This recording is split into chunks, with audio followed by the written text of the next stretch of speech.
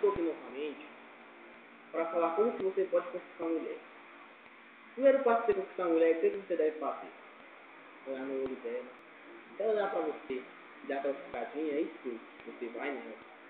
Mas se ela olhar para você e virar o olho e dizer, eu? Cola não. Então, eu te falo, olhe no olho dela, olhe bem no olho dela. Se ela quiser dar aquela olhadinha piscar para você, ou o olho dela brilhar, aí sim você vai para o segundo passo. O segundo passo, você tem que pegar o número do telefone dela. Caso ela não queira te dar o número do telefone, o que você deve fazer? Insista muito, muito, muito.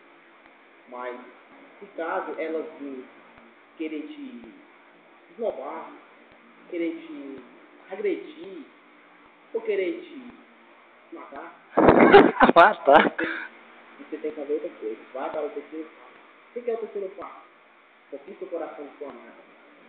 Não deixe ela fugir. Não deixe ela sair. Não deixe ela virar as costas para você. O que você deve fazer? Pegue no braço dela, puxe ela. Dê um cheiro no cangote dela.